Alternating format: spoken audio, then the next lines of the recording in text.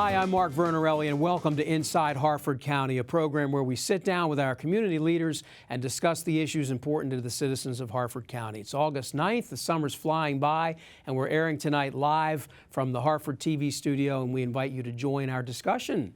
Give us a call, 410-638-3894. We'll put that number up on your screen from time to time.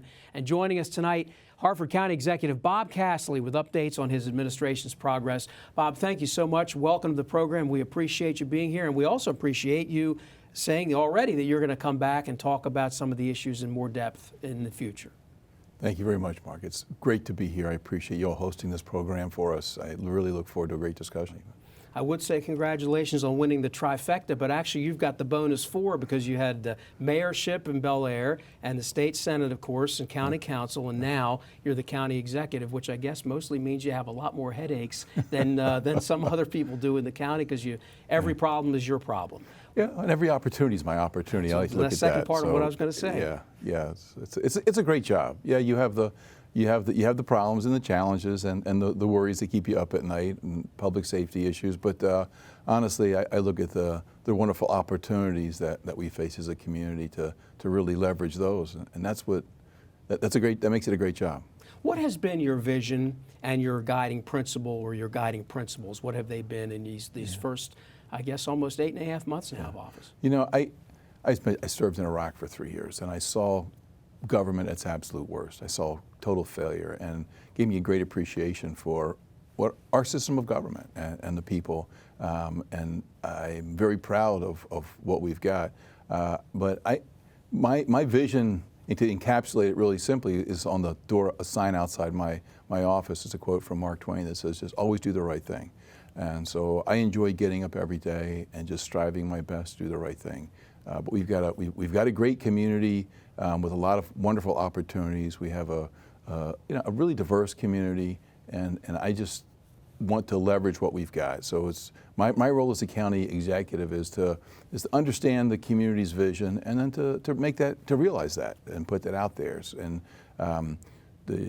one of my chief goals is, in addition to just running a good, honest government, is to run emphasizing public safety. That's job number one always.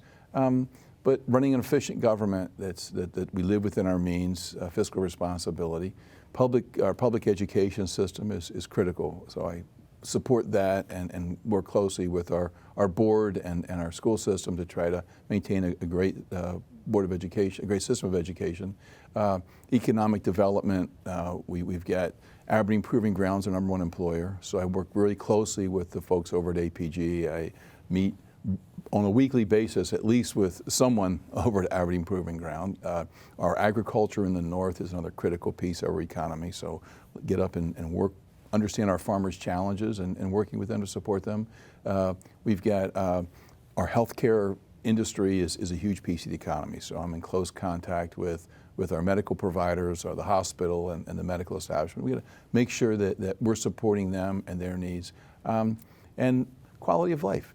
We spend a lot of time working with our Parks and Rec division to try to make sure that we're serving the interests of the community, improve the quality of life. So I'm about fiscal responsibility, strong families, public safety, and excellence in education, I guess, to put it bluntly. You talk about the diversity. The Northwest is completely different from the Southeast, Absolutely. And you have to squeeze all of those budget issues into your budget. That, right. To a non-politician, seems to be the most daunting thing, is the budget. Yeah. How did you work with the budget, and what's your biggest challenge on the budget? Sure. So I came into office, and the very next day we started holding budget meetings with my staff, really analyzing the budget.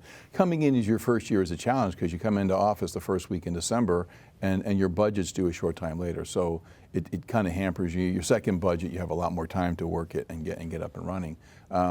But I came in, I inherited a structural deficit, a substantial one, and one of my key objectives was to reduce that, bring us back with living within our means, not raise taxes.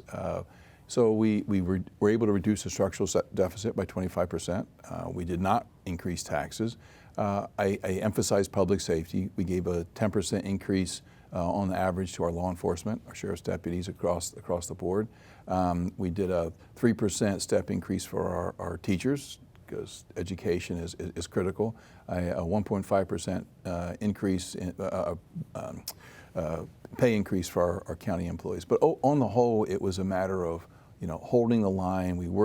We had some headbutting with the Board of Education a bit, but we were able to come to a compromise, and again provided a good support for education. And so I think overall it was a very satisfactory budget that delivers the needs without raising taxes and protects public safety. The elephant in the room is always, in Harford County, is always development. You have the rural areas, you have the areas with the big warehouses. One of the first things you did was take a stand against the, I guess we can call them mega warehouses. Yeah. Why was that so important to you, and is there anything else on your target right now that you're looking to target? So look, our code, our development code, was created before there was such a thing as a mega warehouse. And these are, million square foot structures, often, 40 feet high and the like.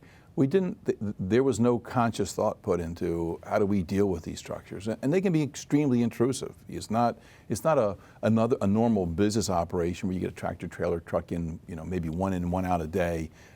This is large volumes in and out 24/7, 365, just nonstop. And the structures are huge. And so I felt it was important that rather than just bring these things in by default and say, well, we didn't plan for these, but let's just shove them in anywhere, that we need to take a step back and actually think about. And unfortunately, we had just been kind of cramming those babies in without the necessary planning. So I asked for the council to pass a moratorium, and they did. And we are now in the process of developing legislation. My office has been working with the council members. We've been working with the community interest groups. We've been working with the property owners, the developers who want to develop these things, to try to come up with appropriate development regulations that protect the community, protect the environment, protect public safety, without unduly, trampling on folks' property rights. So I'm hopeful that we can reach the appropriate accommodation that achieves all that, and look forward to continue to work with our council members. Hopefully we'll have legislation. Our goal is to have legislation introduced first part of September, and we'll go from there. Bob Cassilly, our special guest tonight on Inside Harford County, and we're talking to the county executive for the first time. We're happy to have you here, and we appreciate you taking the time. And we should also mention that you've said you'll be back and certainly talk about more in depth about some of these issues, and we appreciate that. I think this is a great opportunity, because I don't get an opportunity to sit here and have a discussion like this. There's no forum. I'm not on. The county council is on. They have their county council meetings. It's a public meeting. You have that forum, but county executive, I don't get that. So I appreciate you all making the time for me to sit down and have an in-depth discussion like this. I think that's really important. When any county executive comes in, he or she inherits problems or potential problems. One of yours was the EMS system, which was a very large all-volunteer EMS system, considering the population up here.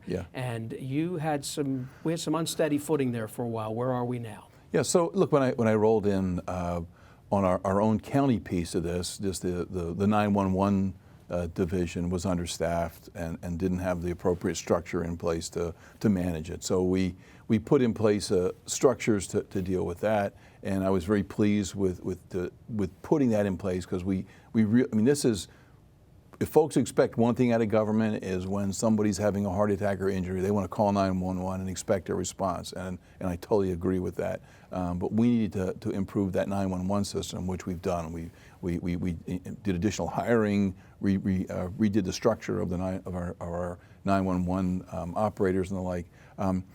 But no sooner had we done that than we sat down with our volunteer fire companies and learned that, look, the stresses of COVID and just so many other things had rendered our volunteer ambulance service just a goal too far.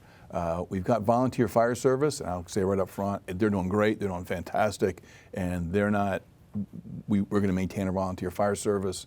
But the EMS, our ambulance service, just couldn't keep up with the volume that we're talking about. So working with those volunteer fire companies, it was a pretty daunting task. I mean, we had to quickly acquire 14 ambulances, and we worked with the volunteer fire companies to purchase those. We valued them and purchase them from our volunteer fire companies.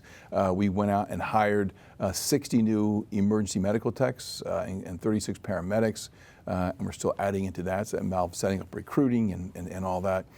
We went out to all the volunteer fire companies and created bunk rooms for these folks overnight and facilities so that we could actually operate. So we're at a point now where through a really seamless transition, working in cooperation with our volunteer fire companies, which did a fantastic job, that we've now got 14 full-time ambulance crews 24/7, 365, strategically located throughout Harford County, and it's working very well. And I'm really proud of that, and we'll continue to make improvements around the edges. But yeah, I think the public is very well served, and I think that it reflects great credit on my staff that we were able to respond to this. Really, I mean, I'm not sure. I don't think crisis is too strong a word to respond to that and have a seamless transition, and that's working so well. And a lot of work in a very short period of time. It was a lot of work in a short period of time. It was unexpected, and hey, stuff happens, and I wasn't quite expecting that kind of challenge so quickly in my administration, right? But you saw a good dry run just the other night with the straight line windstorms that devastated a lot of Carroll County. The force mobilized, and you said you were very impressed with how they came together. Absolutely, and look, it also, when our volunteer firefighters were out in force, prepared for that storm. Our paid ambulance crews were out. Our Department of Public Works folks were out. We had folks pre-positioned, and they were rocking and rolling as soon as the problems were there. I went up to my 911 center, and of course the calls were just at a crazy level coming in. I watched these people deal with these so professionally, without difficulty, and just working this. And yeah, it was a great opportunity to see what we had set up, that it's working. I'm really proud of that. What about on the public safety side? Of course, EMS and fire is all public safety, but on the law enforcement side, what are your priorities, and how are your relationships doing now with the community? So look, the biggest challenge we all have is with the change in the law that the state put through, and their sort of, I'm going to call them sort of this anti-police attitude that the state has pushed through, have made policing a very difficult job, and the price of policing goes up. It's critical that good police officers can get a job. Their market is up, and it's important to me that for the citizens of Harford County that we maintain on our payroll the outstanding ladies and gentlemen in the law enforcement that we have. And I can't expect them to stick around if we're not paying them a fair salary. They have families and all their needs. So my biggest priority coming into the budget was to make sure that we took care of the law enforcement folks, showed them that we stand behind them. And that's why we, across the board, a 10% raise, which far exceeded anybody else on average for our law enforcement folks. So they're great. They're working well. I can't say anything, more. I'm just so proud of them and what they do, and we'll continue to work with them and support them. It's a great group of people. Some of the folks on the Route 40 corridor have for years felt perhaps, if not a little neglected, but maybe they have not seen come to fruition what they had hoped to see in terms of revitalization, particularly on the southern area of Route 40. You have taken an interest in that, and tell us whom you've been talking to and what your vision is for that particular constituency. Absolutely. So for the 8 years prior to my assuming duties as county executive, I was the senator representing the Route 40 community. And so I've walked those streets numerous times. I've been in the churches, in the rec centers, in the schools, the police precinct, the municipality. So I had a pretty good flavor for what was happening. And it was very clear to me that Harford County needed to focus resources on that community.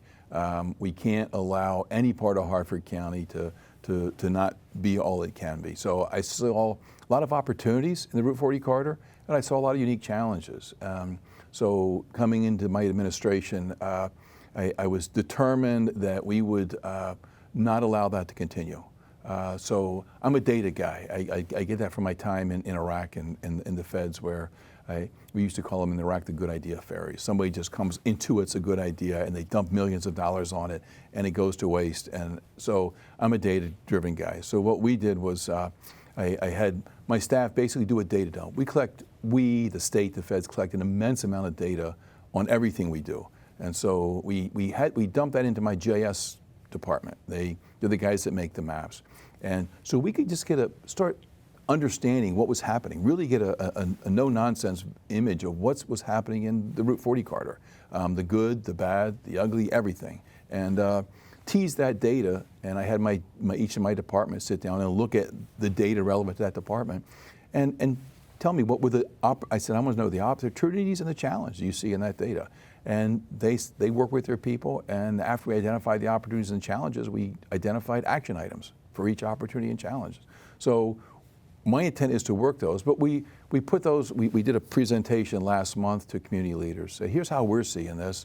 What do you think? So we've gotten feedback from them, and we're revising how we saw this. And in September, September 7th, we're having a meeting at the Edgewood Rec Center, and we're going to lay that out and to the public and say, look, here's how we see this. What do you think? Are we misseeing this? Because I recognize that, you look at a problem, and you even look at the data, and you maybe look right past the real problem, right? You think you understand it, but you're missing it. But that's just the reality. So we've taken that on. We've already initiated some actions in that in the Route 40 corridor in response to this. We've been working with community groups to provide them with additional bulk trash pickup and working with them. We're really just trying to show that, yeah, we are really here, we mean this. And we've developed a reporting system. We're going to follow through on this stuff. This is not going to be just a talk. We're going to I redid my Housing and Community Development Department and brought in some folks to really focus on, I got to grab those federal grants, those state grants. I got to work that money in the Route 40 corridor. We've got to address issues that relate to substandard housing, substandard streets, crime, you name it. And we're going to identify that and bring those resources in. We're going to, our Parks and Rec, we focus additional Parks and Rec facilities over there, make sure that our existing facilities are well cared for, in great shape, and develop a sense of pride in the community. So we're getting, I feel, a good sense of support for this initiative. I'm optimistic. I think we've got the right people involved, and I think it's going to be a great outcome for Harford County. And, when I talk to folks, not just in the Route 40 community, when I go up into Norrisville and Darlington and talk to folks in the north, they're like, yeah, right on. We cannot have, we got to leverage every piece of this county. We can't have problems that aren't addressed anywhere, and we can't have opportunities that aren't leveraged. And one part of that is the Aberdeen Proving Ground. It's a major employer. Folks, I think a lot of folks don't appreciate what Aberdeen Proving Ground means. If you look at the war in Ukraine right now, and the success this relatively small country is having against this huge Russian onslaught, a lot of that's due to the technology that we're providing. We're not putting boots on the ground, putting technology. Well, I got to tell you, most of that technology that the Ukrainians are using begins at Aberdeen Proving Ground. And so we're very proud of that. And we want to be more of a part of that. We want to be better at providing the workforce at Aberdeen Proving Ground from the local guys and gals that go up here in Harford County. So we're working that piece of it. So I think I see many opportunities over there. I see some challenges, and we're going to work it. We're going to make this a success. I'm excited about it. How about education? Harford, our college, Harford Yeah. Community College. Have you met with those folks, and what's your vision to help that to grow? Sure. So Dr. Teresa Felder, the president over there, she's just an outstanding partner. I enjoy working with her so much. We have frequent conversations and talks. So she understands the really one of the first people I've seen in higher education that really understands the need for workforce development and meat and potatoes kind of stuff. Let's get the workforce development piece up and running. So we're working on that. We're focused that we'd also like to bring in some more opportunities for a 4-year degree at the Towson University and any other opportunities we've got. That's important so our kids, the young people, don't have to schlep out of Harford County to advance their degrees. So I think we're going to continue to stand behind Harford and support it as we did in our last budget. I think the college is doing an awesome job. It's I tell you, it's a heck of a bang for the buck. And kids looking at college, what you can produce out of there. And so we're going to keep working on the workforce development piece, and we got a lot of good stuff in the works, and we're going to. And for those who are not quite to college yet, we have this thing called Blueprint for Maryland's Future. Yeah. Controversial in some circles. You've come out against it in some ways. Yeah. What do you see as the way to make that work? Yeah. So look, the challenge with that one is it's got a $32 billion price tag, and neither Harford County nor any other county has the budget to meet that. So we've got to work with the General Assembly to modify this. It doesn't matter that I was the lead opposition to this thing in the Senate, in the Maryland Senate for 2 years. It passed. I gave it my best, but it's here. So now I have to work with what's there. So I've sat down with our school board. We have some great new folks on the Harford County School Board who are really can bring the attention we need to fiscal management, because we got to get more for our buck. We've got to squeeze every dollar that the benefit of every dollar out, because to make this thing work. So we've already started working with the school board on budgeting and identifying the needs, the opportunities, the resources, and which we didn't have that opportunity in the last budget year because we came in so late because of the election process. But we started working immediately after the last budget passed, and we're going to continue to do that and identify what are the wants, what are the needs, what are the gotchas, the mandates, and where are those resources going to come from? How are we going to make this stuff happen? And I'm excited. I have a great budget team, and the school board does as well. We're going to work closely together in collaboration. We got to pay our teachers, right? It's sort of like the police officers. If you don't pay them a good rate, you're not going to have good teachers.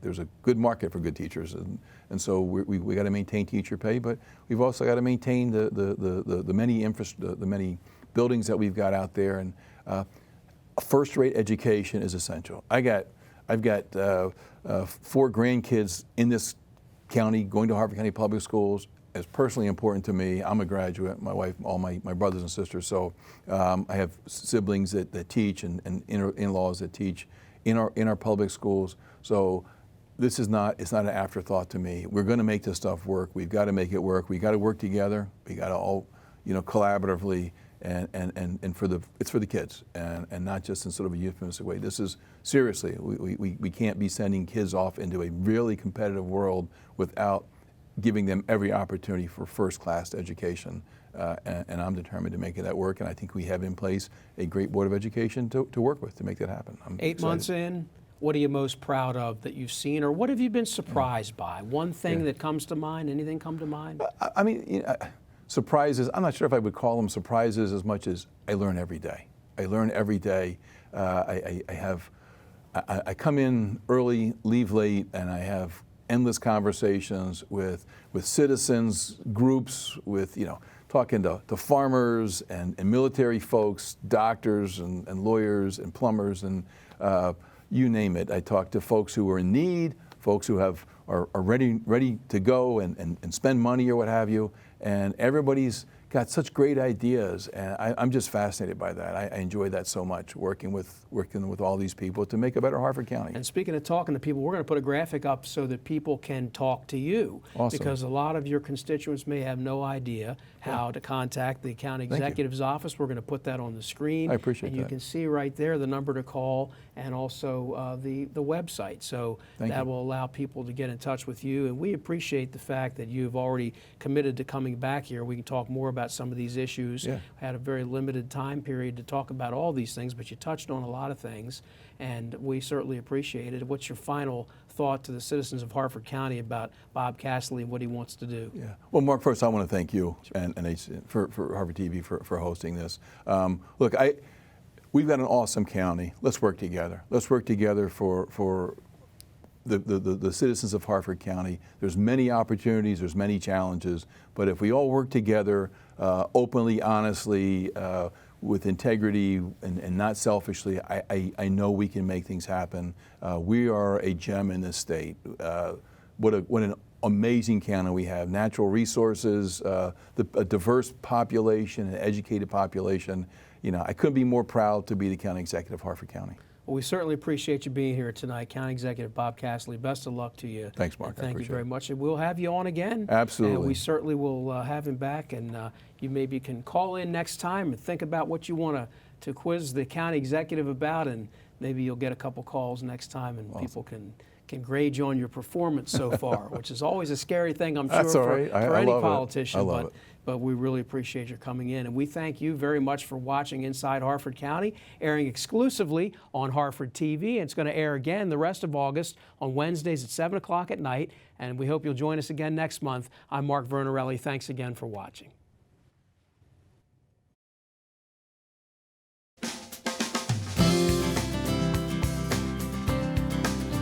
That was good. We touched on a lot of stuff.